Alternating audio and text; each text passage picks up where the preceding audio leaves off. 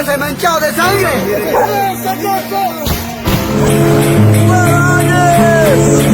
Señora Áñez, usted no es mi presidenta. Estos malditos a presidente han entregado como a Cristo le han dejado. El 2019, Carlos Mesa y la OEA inventan una narrativa de fraude. Entonces sueltan jaurías de enardecidos y bien armados, que a nombre de la democracia y la Biblia golpean, arrastran, torturan a mujeres y campesinos bajo la mirada cómplice de la policía. Al amparo de la noche queman las casas de los legisladores masistas y torturan a sus familias, incluida del expresidente Evo Morales, para obligarlos a renunciar. El 10 de noviembre de 2019, Evo Morales se ve obligado a denunciar ante la atrocidad de los fascistas y un informe fraudulento y anticipado de la OEA que insiste que ha habido fraude, y ante la traición de las cúpulas militares y policiales que se han vendido a las logias racistas del país. El mismo día del golpe a Evo Morales, la Huipala ha sido quemada por los fascistas y policías motines, lo que desata la indignación popular masiva, pero además incontrolable. Pero no salieron a defender el proceso de cambio, y habrá que preguntarse por qué. Salieron a defender la pollera, la Huipala, pero también salieron a protestar por el golpe al primer presidente indígena de Bolivia. El 12 de noviembre del 2019, los golpistas emulan una imagen de hace más de 500 años atrás, cuando en 1492 los españoles invaden América con la cruz y la espada para esclavizar y asesinar a nuestros pueblos y saquear la riqueza. Esta vez ingresan a la casa del pueblo también con la Biblia y en la otra mano con el fusil para asesinar y robar. Dirigentes y activistas del MAS tuvieron que buscar refugio ante la atroz persecución del régimen. Una movilización tan masiva y aguerrida se ha desatado, pero sin líderes, ni horizonte, ni estrategia, una asamblea legislativa dominada por el MAS, pero sin horizonte, sin compromiso y cobarde, aunque en los últimos meses de su gestión efectivamente han tenido un rol de compromiso.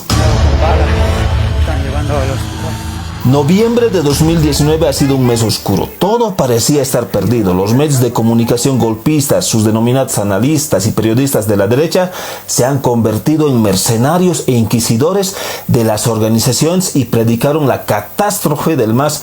Podemos con el MAS jugar lo que queramos, su voto se ha desmoronado, se ha hecho tiras. Según ellos, se había recuperado la democracia con su patética revolución de las pititas.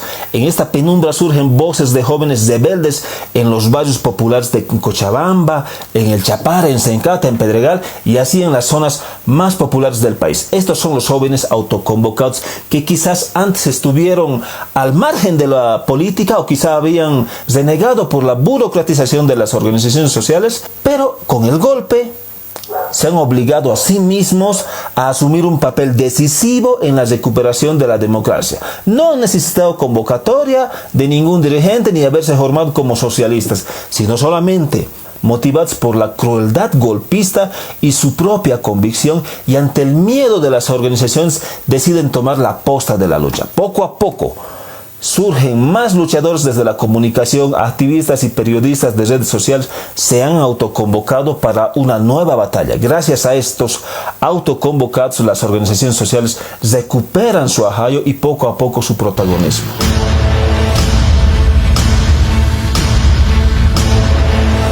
La cuarentena por el coronavirus fue la mejor carta de impunidad y tregua para que el gobierno golpista robe al país y dicte estados de excepción para perseguir y encarcelar a activistas y dirigentes. Pero también fue la excusa para postergar las elecciones por varias ocasiones. El pueblo abandonado por el régimen de Áñez ha tenido que aguantar y buscar sobrevivir sin la ayuda del gobierno insensible. Pero del dolor ha surgido el espíritu de solidaridad en pandemia, y la solidaridad fue una de las primeras armas para frenar el virus.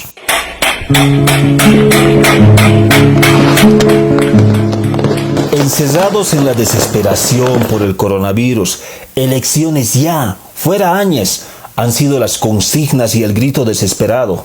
Esos petardos y cacerolazos en las noches eran sonidos de aliento de una luz en la oscuridad. Era la población dándose esperanza hasta que en agosto la masiva y nunca antes vista movilización ha determinado definitivamente las elecciones para el 18 de octubre. Hubo golpe el 2019, pero no hubo fraude. Las elecciones del 18 de octubre no solo demuestran que el MAS ganó sin fraude el 2019, sino que definitivamente el MAS es el partido histórico del pueblo y la derecha golpista sigue siendo la élite jailona fascista. Muchos hemos llorado de rabia e impotencia ante el desacogimiento de Evo Morales el 2019. El 18 de octubre de 2020 volvimos a llorar, pero esta vez de alegría, pero también de bronca contenida, no solo al haber vencido al gobierno golpista, sino también al haber resistido a la pandemia. Los que dimos la batalla dedicamos esta victoria a los caídos en las masacres de Sacaba, Sencata, Pedregal, Yapacaní y Betanzos, pero también a los caídos por la pandemia del coronavirus. Llega un momento complicado, no solo porque los fascistas no aceptan los resultados de las elecciones, llamando a la instauración de un gobierno militar, sino ante todo por el mismo MAS. ¿Es otro MAS el que tenemos? ¿Ya no se van a repetir los errores del pasado? Hay cosas que no van a cambiar, pero se los puede combatir. Ya volvieron los traficantes de cargos delatando mentirosas hazañas de lucha, son los que le han hecho muchísimo daño al proceso de cambio y han sido los primeros en huir ante el golpe. El clasismo va a seguir siendo parte de la batalla interna en el MAS y PSP. Pero hay cosas difíciles de revertir, y es que ingratamente, gracias al golpe, existe una juventud de las bases que ha emergido y se ha empoderado de la cosa política y de la cosa pública. Son jóvenes que vienen desde los espacios orgánicos con formación técnica universitaria. Esos jóvenes son el nuevo pilar de nuestra segunda revolución. A pesar del golpe hay cosas que no han cambiado. Por ejemplo, en el 2019 varios candidatos a legisladores que se montaron gracias al amiguismo y las dádivas han continuado. Pero es más, el golpe ha sido la oportunidad para que más oportunistas se monten de candidatos. Pero aquí viene lo mejor de esto. Y es que después del golpe también fue la oportunidad para que elementos jóvenes y no jóvenes, pero comprometidos y con la suficiente capacidad, hoy los tengamos de diputados y senadores. Eso va a marcar la diferencia en esta segunda revolución. No volvimos al gobierno para hacer de los ministerios un botín de guerra. Hay quienes dicen que yo he luchado en el golpe, me han perseguido, he sufrido y por eso merezco ser ministro. Otros dicen que nuestra organización no ha tenido oportunidad antes, por tanto nos merecemos un ministerio. Hay otros que dicen que por ser académicos son los indicados para manejar los ministerios. Hay también los que creen que han hecho carrera política lanzando varios videos y ofreciendo entrevistas durante el régimen de Áñez. Pero hay también los oportunistas que traicionaron al MAS, que borraron sus cuentas de Facebook para no ser identificados de masistas. Hoy, esos señores están de primeros en ocupar los mejores cargos públicos. Aquí solo pedir a nuestras autoridades que no se olviden de nuestra gente, de nuestros grandes luchadores. Es legítima, además necesaria, que las organizaciones asuman más responsabilidades en la administración pública, porque además ellos son los que llevan la filosofía del proceso de cambio. Nos han dicho que en las organizaciones no hay gente capacitada para aquello y no es verdad. En las organizaciones sí existen elementos con la capacidad técnica y suficiente, pero además con el suficiente compromiso ideológico y orgánico. Que el entorno de Evo Morales no debe volver suena a hipocresía, que seguramente hay cierta gente que no debe volver, es verdad, pero no se trata de que deban o no deban volver. Se trata de armar el mejor equipo para enfrentar una dura situación económica del país y también para contener la arremetida fascista de la derecha que ya está nuevamente en camino.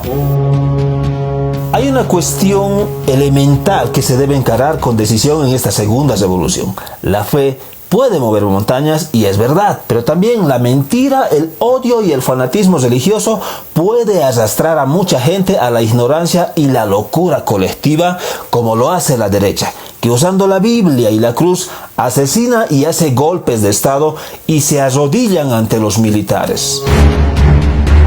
La conciencia social y política, si bien no puede mover montañas, puede definir el destino de nuestro país. Este es el arma más temida por la derecha golpista. El MAS y PCP y las organizaciones sociales han descuidado esto en los casi 14 años de proceso de cambio. Creímos que llevando al país al mejor crecimiento y estabilidad económica y las grandes obras y las grandes transformaciones, la población automáticamente iba a asumir mucha conciencia. Pero no ha sido así. Por eso inicialmente cuando se iba gestando el golpe, la gente no salió masivamente a defender el proceso de cambio, sino luego del golpe. La prioridad no puede ser un proyecto de poder bajo la lógica de alianzas, incluso con sectores de la derecha, porque además eso nos pasó factura, porque esas alianzas resultaron ser caballos de Troya. La prioridad debe ser un proyecto de país como lo ha sido desde un principio. Y en esa perspectiva y en esa línea, el camino es mucho más complejo, pero allá tenemos que ir a construir mucha conciencia social y revolucionaria.